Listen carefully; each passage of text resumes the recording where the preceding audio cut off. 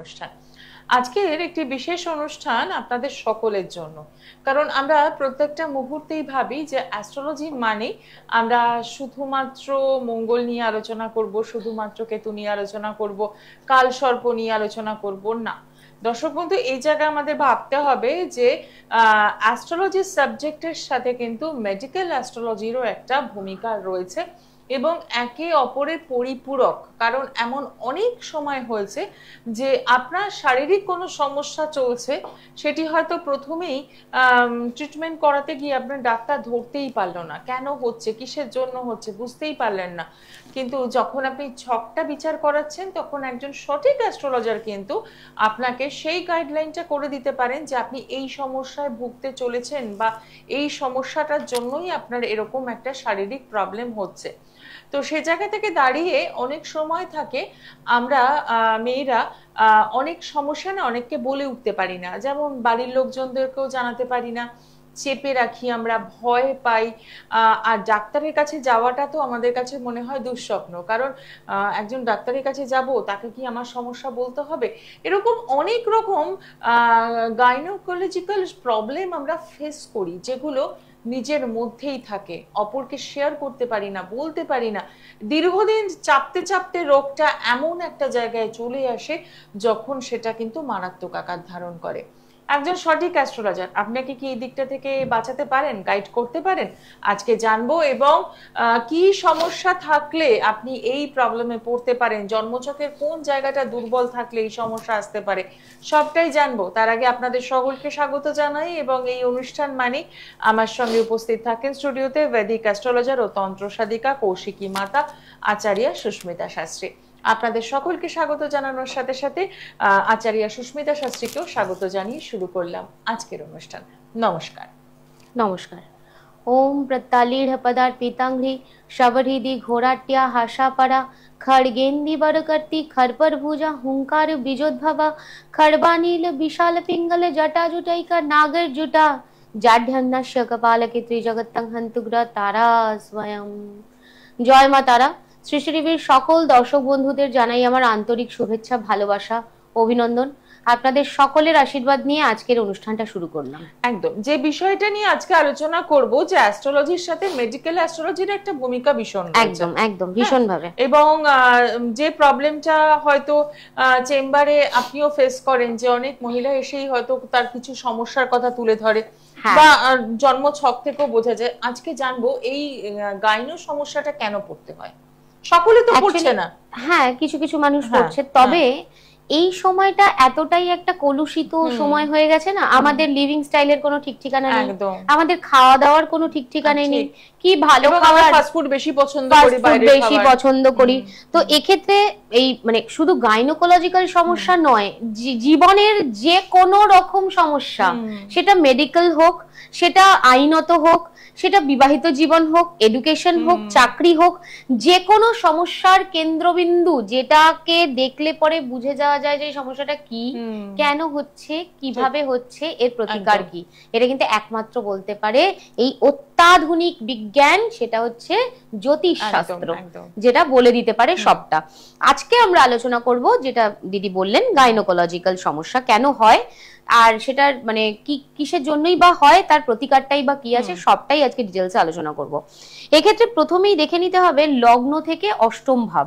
আচ্ছা, মানে একটা কুষ্ঠির ক্ষেত্রে একটা চার্ট বা চার্টকে কেন্দ্র করে লগ্ন জাতক বা জাতিকার লগ্ন, এটা মেয়েদের ক্ষেত্রেই যেহেতু হয় বিশেষ প্রবলেমটা, জাতিকার লগ্ন থেকে তার অষ্টম ভাবে কে আছে এবং অষ্টম ঘরে কে বসে আছে, সে কোন নক্ষত্রে আছে, কার দ্বারা দৃষ্ট আছে, এই ব্যাপারটার উপরই ডিপেন্ড করে কিন্তু গাইনোকোলজিক্যাল সমস্যা।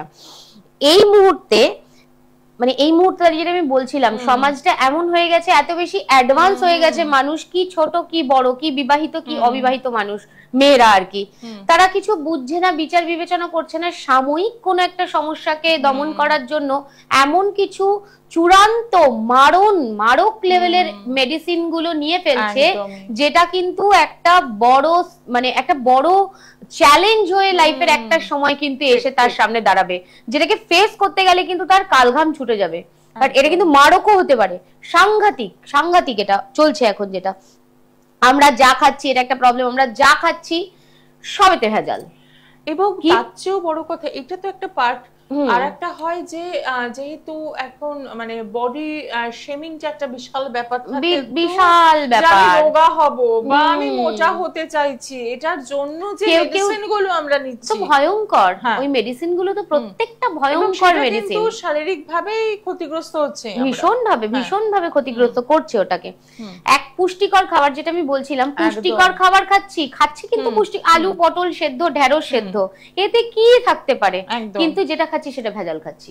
ওই ঢেঁড়স আলুতে পটলে এমন কিছু মেডিসিন লাগিয়ে দেওয়া হচ্ছে যে সেই খাবারটা খাচ্ছি, দেখা যাচ্ছে আলু সেদ্ধ ভাত খেয়েও নাকি মানুষের অ্যাসিড হয়ে যাচ্ছে, মানুষের অম্বল গ্যাস হয়ে যাচ্ছে ঢেঁড়স সেদ্ধ ভাত খেয়ে। তো সমাজটা এখন অন্যরকম হয়ে গেছে, ঘোর কলিতে আমরা আস্তে আস্তে ঢুকছি। তারপর ফাস্ট ফুড তো আছেই, সেই সমস্ত ভেজালগুলো তো আমরা খাচ্ছি।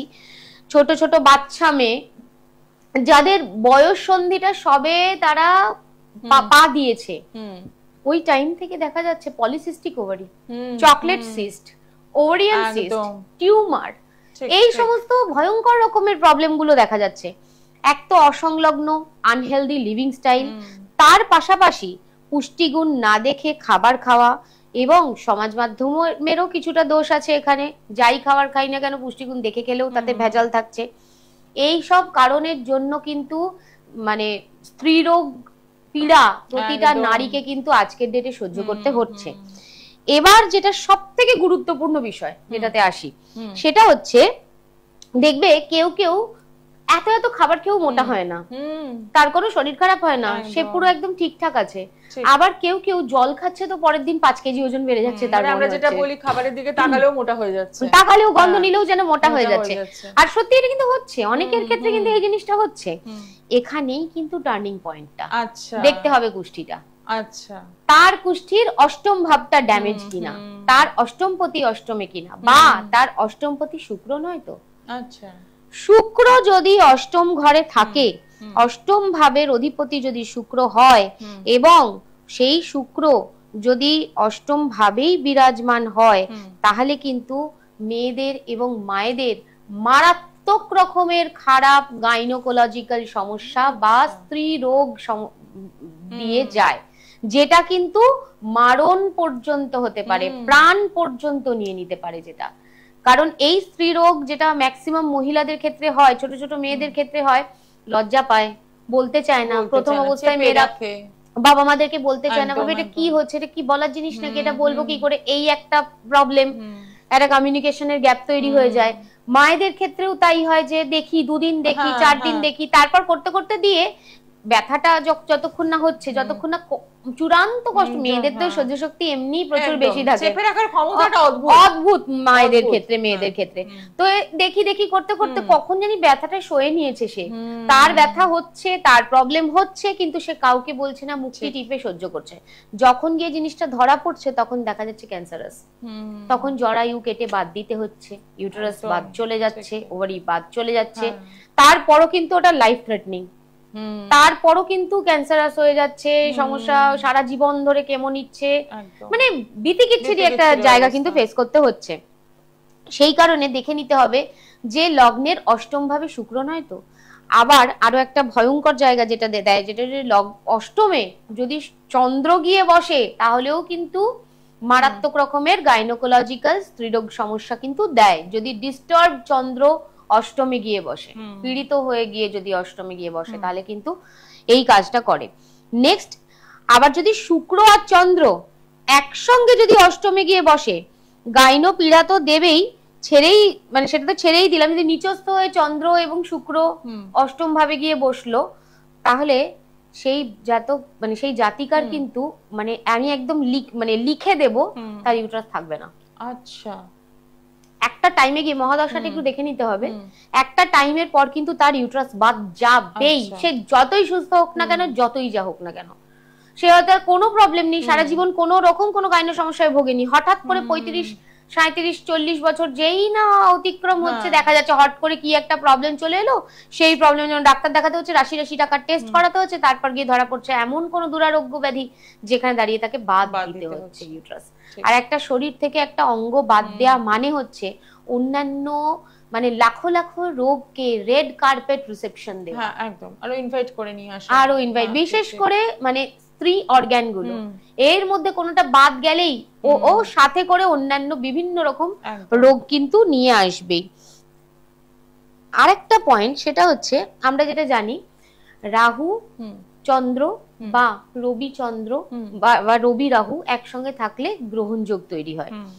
এই রাহু আর চন্দ্র যদি একসঙ্গে মানে একটা গ্রহণ যোগ তৈরি করে এবং সেটা অষ্টম ঘরেই করে, তাহলেও কিন্তু জাতিকার মারাত্মক রকমের এই গাইনোকোলজিক্যাল প্রবলেম হবে। নট অনলি দ্যাট, এদের কিন্তু সন্তান ধারণেও সমস্যা হবে। যদি শুক্র রাহু যদি শুক্র অষ্টমে রয়েছে, তার সাথে রাহু যুক্ত হয়ে অষ্টমটাকে রাহু চন্দ্র শুক্র একসঙ্গে কানেকশন তৈরি হয়ে গেল অষ্টম ঘরে, এই জাতিকার সন্তান হতে চাইবে না। আচ্ছা, কোনোভাবে এই গাইনোকোলজিক্যাল সমস্যার জন্যই তার তখন ওই আইভিএফ, তখন ওই অপারেশন, বিভিন্ন রকমের মানে ট্রিটমেন্ট এগুলো আরম্ভ হয়ে যাবে। আবার চন্দ্র যদি অষ্টমে কেতু যুক্ত হয়, তবে তো পূর্ণ গ্রহণ যোগ তৈরি করলো। এই পূর্ণ গ্রহণ যোগেও কিন্তু জাতিকার চূড়ান্ত লেভেলের গাইনো সমস্যা, ক্যান্সারাস জায়গায় কিন্তু চলে আসে। সুতরাং এই গাইনোকোলজিক্যাল সমস্যাটা না ভয়ঙ্কর, মানে এটা মানে যাদের হয় এটা তারাই বোঝে, বাদ বাকি এটা কেউ বুঝতে পারবে না। কুষ্টির আরো যেগুলো বিষয়গুলো দেখে নিতে হবে, যদি এরকম হয় এক্ষেত্রে যদি কেতু চন্দ্র একসঙ্গে অষ্টমে গিয়ে শুক্রযুক্ত হয়ে বসলো, তাহলে কিন্তু গাইনো সমস্যায় মৃত্যু পর্যন্ত হতে পারে। অকস্মাৎ মৃত্যু, অকস্মাৎ ডেথ হচ্ছে তো, এরকম প্রচুর হচ্ছে, আসে তো আমার কাছে গাইনো সমস্যায় ভুগে। কিন্তু ওই যে বললাম যে একটা সঠিক অ্যাস্ট্রোলজার, একটা সঠিক অভিজ্ঞ অ্যাস্ট্রোলজার কিন্তু বিচার করতে জানে এবং বিচার করতে পারবে আপনার আগামী দিনে কি রোগ আপনার জন্য রাখা আছে। যদি এই গাইনোকোলজিক্যাল যে কানেকশনগুলো আমি বলছি, এই কানেকশনগুলো যদি পাওয়া যায়, জড়ে মূলে নাশসাত করা সম্ভব, জড়ে মূলে নাশসাত করে দেওয়া যায়। কি আপনার ক্যান্সারের যোগ থাকুক, কি আপনার গাইনোকোলজিক্যাল প্রবলেমের জন্য ইউট্রাস বাদের যোগ থাকুক, আঁচড় লাগবে না গায়ে, একটা আঁচড় লাগবে না, করে দেওয়া যায় কিন্তু।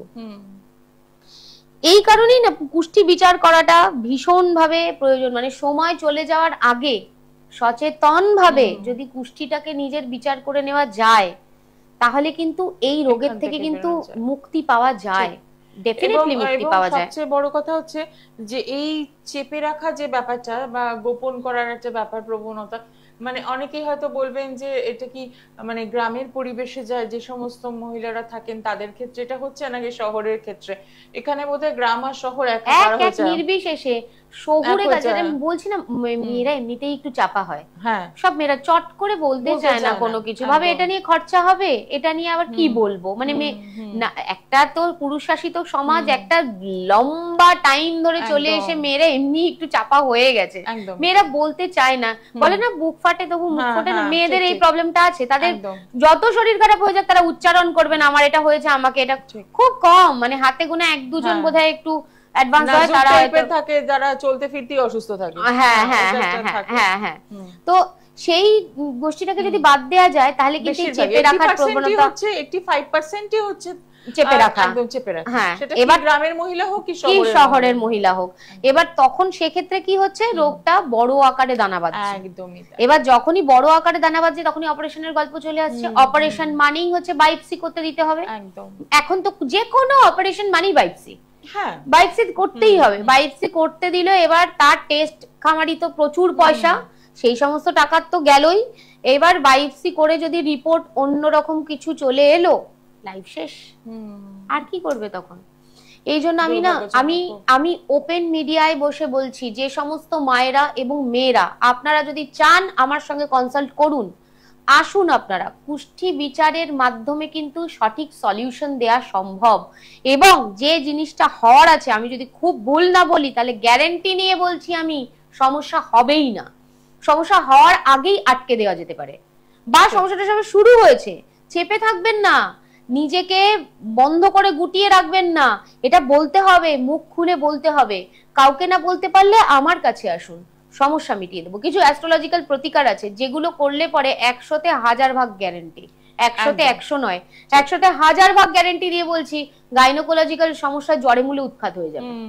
কিন্তু সেটা সেই আবারও একই কথাই বলবো, সময় থাকতে থাকতে। কারণ রোগটা অনেকটা গভীরে চলে গেলে সেখান থেকে বেরিয়ে আসাটা অনেকটা সমস্যা হয়। তো সেক্ষেত্রে যারা যোগাযোগ করতে চাইছেন তারা অতি অবশ্যই যোগাযোগের মাধ্যমটা আগে বলে দিই, 8697201211 এবং 8697001008 এই নাম্বারে একদম বুকিং করে পৌঁছে যাচ্ছেন, যে চেম্বারগুলো পেয়ে যাচ্ছেন। পাচ্ছেন গড়িয়াতে Tribeni market, first floor, shop number 8, Kavi Nazrul metro, opposite of Garia Sitala Mandir. এখানে কোন দিন পাচ্ছেন না, প্রত্যেক দিনই দুপুর 2টো থেকে রাত 8টা পর্যন্ত পাচ্ছেন। পেয়ে যাচ্ছেন তারাপীঠের মা তারা অ্যাপার্টমেন্ট। বীরভূম সংলগ্ন যারা রয়েছেন তারা অতি অবশ্যই যোগাযোগ করতে পারেন। এবং শোভাবাজার আর ব্যারাকপুর চেম্বারও কিন্তু নিয়মিতভাবেই রয়েছে। এই চেম্বারগুলো যদি মনে হয় যে আমাদের জন্য দূর হয়ে যাচ্ছে, আপনারা একদমই পৌঁছতে পারছেন না, তাহলে কিন্তু অনলাইনেও আপনারা যোগাযোগ করতে পারেন। একদম মোবাইল নাম্বার দুটো লিখে রাখুন, যে কোনো সমস্যায় আপনারা কিন্তু ফোন করছেন, জানছেন, এবং যদি কোনো রেমেডির দরকার হয় সেটিও বাড়িতে বসেই পেয়ে যাচ্ছেন। তবে আবারও যে অনুরোধটা করব, শুধুমাত্র একটা প্রশ্নের উত্তর দিলেই সব সমস্যার সমাধান কিন্তু হয়ে যাবে না। একটার জায়গায় 10টা প্রশ্নের উত্তর আপনি জানতে পারবেন, কিন্তু তার জন্য আপনাকে একটু যোগাযোগ করতে হবে, সরাসরি যোগাযোগ করতে হবে, চেম্বার অবধি আসতে হবে। ভালো থাকতে গেলে একটু তো কষ্ট করতেই হবে। আর সমস্যাগুলোকে আগে চিনুন, রেমেডি অনেক পরের কথা, আগে সমস্যাগুলোকে চিনতে হবে, সমস্যাগুলো কেন হচ্ছে সেটা বুঝতে হবে, তারপরে আপনি রেমেডির জায়গায় আসবেন, দেখবেন আপনার জীবনযাত্রার মান কিন্তু অনেক বেশি ভালো হয়ে গেছে। আজকে যে সমস্যাটা নিয়ে রয়েছি, গাইনো প্রবলেম, অনেকেই হয়তো ভুগছেন এই সমস্যায়। আমরা যেটা আমাদের মস্ত বড় প্রবলেম আমাদের মেয়েদের, যে আমরা চেপে রাখি, আমরা বলতে চাই না, ভয় পাই, লজ্জা পাই, আবার বলবো আবার কিছুটা টাকা খরচা হবে। তো সেক্ষেত্রে বলবো এই সমস্যারও কিন্তু সমাধান রয়েছে। এরকম সমস্যা নিয়ে নিশ্চয়ই লোকজন আসে, প্রচুর লোকজন, প্রচুর মহিলারা এই সমস্যা নিয়ে কখন আসে, যখন বাড়াবাড়ি হয়ে যায়। এবার যারা ধরো একটা জটক বিচার করাতে এসছে, তখন দেখা যাচ্ছে কুষ্টিটা দেখে আমি বুঝতে পারলাম যে এখানে কানেকশন গুলো ভুলভাল রয়েছে, তখন তাকে আমি সচেতন করে দিলাম যে আপনার কিন্তু এই প্রবলেমটা আছে। এবার তখন সে প্রতিকার ঠিকঠাক নিয়ে নিল, সে বুঝতেই পারলো না তার জীবনে একটা বড় সমস্যা ছিল সেটা কেটে গেল, সে বুঝতেই পারলো না। কিন্তু আবার এরকমটাও হচ্ছে যে সে প্রতিকারটা নিল না, বছর 3-4 পর সে আবার আসছে, এসে সে তখন রিপোর্ট করছে যে মা বা দিদি আপনি এটা বলেছিলেন, এটা আমার এখন হয়েছে, আমি তাহলে কি করব এখন। তখন তাকে বের করে আনার জায়গা তৈরি করছি। কিন্তু যদি এমনটা হচ্ছে যে অলরেডি ইউট্রাস বাদ চলে গেছে, তার কেমোথেরাপি চলছে, কি করব, তার কষ্ট তো আর আমি, সে তো পেয়ে গেছে যা যন্ত্রণা, পৈশাচিক যন্ত্রণা, কষ্ট, অর্থহানি, তার যা কিছু ছিল সে ভাগ্যের মানে 16 আনা পেয়ে গেছে, আর আমি তাকে কি করব, সে তো জীবনের অন্তিম লগ্নে এসে দাঁড়িয়ে আছে। তখন তাকে সান্ত্বনা দেওয়া ছাড়া আর ভগবানের চরণে ঠেলে যাওয়া ছাড়া আমার আর কোনো কাজ নেই। কারণ আমি তো ঈশ্বর নই, আমি একটা বিজ্ঞান যেটার মাধ্যমে মানুষকে সময় থাকতে সচেতন করে বের করে আনতে পারি মাত্র। কিন্তু আমি তার ভাগ্যটাকে সম্পূর্ণ সময় চলে গেলে, ভাগ্যটা মানে যা তার কপালে আছে সেটা একবার হয়ে গেলে সেটাকে আমি কি করে বদল করব, সেটা তো বদলে ফেলা সম্ভব নয়। তো সেই কারণেই আমি সব সময় এটা সবাইকে বলি যে আপনারা সচেতন হন। যার বা যে সমস্ত মায়েদের বা নারীদের ছোট রকমের কোনো অ্যাস্ট্রোলজি, এই কোনো রকম কোনো গাইনোকোলজিক্যাল সমস্যা থাকলেও বলুন, চেপে থাকবেন না, কথা বলুন। ডাক্তারের কাছে যাবেন তো অবশ্যই, কিন্তু তার আগে কোনো অভিজ্ঞ অ্যাস্ট্রোলজারের সঙ্গে কনসাল্ট করান, পুষ্টি বিচার করান। দেখুন না, আপনার সমস্যাটা হয়তো সে মানে যেদিন যাবেন প্রতিকার কিছু নেওয়ার পর দেখা গেল মাসখানেকের মধ্যেই সমস্যাটা মিটে গেল। একদম, ওষুধ মানেই তো সাইড এফেক্ট। আর অনেক সময় হয় যেটা একটা চিকিৎসা বিভ্রাটও কিন্তু এক একজনের হয়ে যায়, পুষ্টিগত, এই যে সেই সেম পুষ্টি প্রবলেম, পুষ্টিতে যদি ভুলভাল কানেকশন থাকে তাহলে কিন্তু তার রোগ কিছুতেই সারতে চাইবে না, ভুল ট্রিটমেন্ট হয়ে যাবে, তার হবে রোগ। প্রচুর মানুষ ফেস করছে, প্রচুর মানে এর সংখ্যা মারাত্মক। রোগ হচ্ছে এক, ওষুধ খেয়ে নিচ্ছে আর এক, সেই ওষুধ খেয়ে আর এক সাইড এফেক্ট, অন্য রোগ হয়ে গেল। ব্যাঙ্গালোর দৌড় হচ্ছে, ভেলোর চলে যাচ্ছে, 14 জায়গায় গিয়ে জমি বিক্রি করে, বাড়ি বিক্রি করেও রোগ সারছে না, মানুষ ফিরছে না। এ তো হচ্ছে চিকিৎসা বিভ্রাট একটা মারাত্মক সমস্যা, মারাত্মক। এবং যারা ফেস করেছেন বা যাদের পরিবাররা ফেস করেছেন তারাই জানেন সেটা। আচ্ছা, এখান থেকে বেরিয়ে আসার পুরো উপায়টা কি আছে? এখান থেকে কমপ্লিট বেরিয়ে আসা, যদি কেউ মনে করে কমপ্লিট বেরিয়ে আসবে এখান থেকে, তাহলে তার অ্যাস্ট্রোলজিক্যাল কনসালটেশন ছাড়া আর কোনো উপায় নেই নেই নেই। তাকে কুষ্টি বিচার করাতে হবে, তাকে কুষ্টি বিচার করিয়ে সঠিক প্রতিকার নিতে হবে। সমস্যা যতটা জোরালো তার প্রতিকারটাও ঠিক সেরকম হবে। কিন্তু ধরো কারোর সবে শুরু হয়েছে বা অনেক দূরে থাকেন বা হয়তো তার সেই পর্যায়ের সামর্থ্যই নেই, কারণ যে কোনো কাজ করাতে গেলে সামান্যতম হলেও তো অর্থ কিছুটা খরচা হবেই, ডাক্তার দেখাতে গেলেও বিনা ফিজে ডাক্তার দেখেন না, সেরকমই যার সেই সামর্থ্যটুকুও নেই বা হয়তো সময়ে করে উঠতে পারছেন না এই মুহূর্তে, তো কিছুদিনের জন্য সাময়িক একটা টোটকা, যেটা খুব কার্যকরী টোটকা, আমি নিরাশ করব না, আমি নিশ্চয়ই সেই টোটকা দিয়ে দেব। লিখে নিন খাতা পেন বার করে। গাইনোকোলজিক্যাল যে কোনো রকম সমস্যার হাত থেকে বাঁচতে চাইলে পরে যেটা করতে হবে, ভোলেনাথ মহাদেবের শরণাপন্ন হতে হবে। একমাত্র ভোলেনাথ মহাদেব যিনি আমাদের যে কোনো কিছু থেকে বের করে আনতে পারেন, বিশেষ করে এই প্রবলেম গাইনোকোলজিক্যাল সমস্যা। মহাদেবকে প্রতি সোমবার দুধ দিয়ে স্নান করাতে হবে, দুধের অভিষেক করাতে হবে, ঠিক আছে?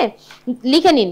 এবং নাভিতে, মানে যে জাতিকার সমস্যা তৈরি হচ্ছে সেই জাতিকা নাভিতে চন্দনের তেল দেবে, নিজের নাভিতে স্নানের আগে চন্দনের তেল লাগাবে। এবং এটা খুব ব্র্যান্ডেড একটা চন্দনের তেল কিনতে হবে। ফ্রেগ্রেন্স, চন্দন ফ্রেগ্রেন্স থাকলেই হবে ব্যাপারটা এরকম না, চন্দন কাষ্ঠ থেকে নির্মিত তেল হতে হবে। সেই তেল নাভিতে লাগাবে এবং অষ্টগন্ধর লেপন করবে নাভিতে। এই অষ্টগন্ধটাও কিন্তু ওই মার্কেট জাত নয় যে একটা কৌটো অষ্টগন্ধ কিনে নিয়ে এসে লাগাতে শুরু করলো, সেরকম না। অষ্টগন্ধ প্রস্তুত করতে যে নিয়মগুলো রয়েছে, কর্পূর, লাল চন্দন, শ্বেত চন্দন, আমাদা, এরকম যা যা কিছু রয়েছে, এই 8টা গন্ধকে একত্রিত করে অষ্টগন্ধ তৈরি করে তার লেপন করবে নাভিতে। আমি অনেককে দিয়েছি, সিদ্ধ টোটকা বললাম, অসাধারণ উপকার পাবেন, মানে চমৎকার উপকার পাবেন। আপনারা ফোন করে আমাকে বলবেন, আমাকে মানে যে কটা টোটকা দিয়েছি তার মধ্যে 1-2টো ফোন কিন্তু এসে গেছে অলরেডি, যে দিদি ভালো রেজাল্ট পাচ্ছি, মানে শুনেও খুব ভালো লাগলো। আমি জানি ভালো রেজাল্ট পাবে যদি কুষ্টিগত কারোর বিশাল কোনো সমস্যা না থাকে। একদম, যে কথাটা বারে-বারেই বলা হয়, একদম, যে টোটকাটা অ্যাপ্লাই করুন, অস্বাভাবিক ভালো রেজাল্ট পাবেন।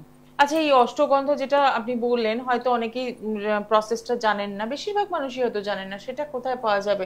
এটা নিজেকে প্রস্তুত করতে হবে বললাম, এটা কিন্তু মার্কেটে পাওয়া যায় না ওভাবে, নিজেকে প্রস্তুত করতে হবে। আমাদা, আমি অষ্টগন্ধর 8টা উপাচার বলে দিচ্ছি, লাল চন্দন, শ্বেত চন্দন, কর্পূর, আমাদা, গোলাপের পাপড়ি, তার সাথে নেবেন হচ্ছে কুমকুম, মানে যেটাকে বলি আমরা জাফরান বা কেশর, জাফরান বা কেশর, তার সাথে নিতে হবে সামান্য একটুখানি ধুনো আর গুগ্গুল।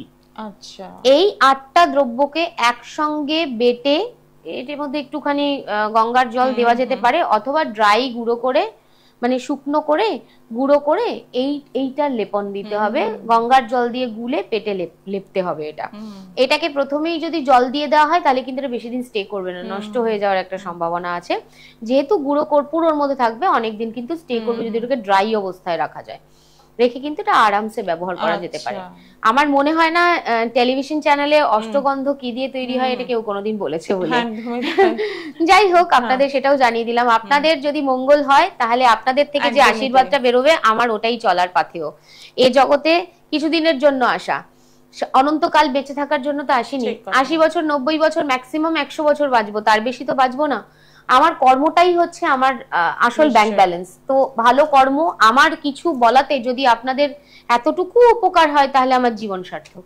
একদমই তাই। এবং আজকে যে অনুষ্ঠান, আশা করি আপনারা একটু হলেও সচেতন হবেন, একটু হলেও আপনাদের মনে হবে যে না, সত্যি যোগাযোগ করার দরকার আছে। তাহলে বলবো, গড়িয়া তারাপীঠ এবং শোভাবাজার ব্যারাকপুর চেম্বারে নিয়মিতভাবে পেয়ে যাচ্ছেন, অনলাইন পরিষেবাও কিন্তু রয়েছে।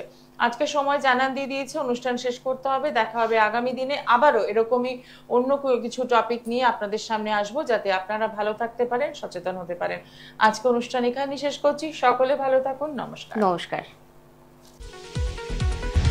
দূর আর দূরে নেই, অচেনা আচেনা, তাই অচেনাকে জানতে প্রান্তে বা সীমান্তে চোখ থাকবে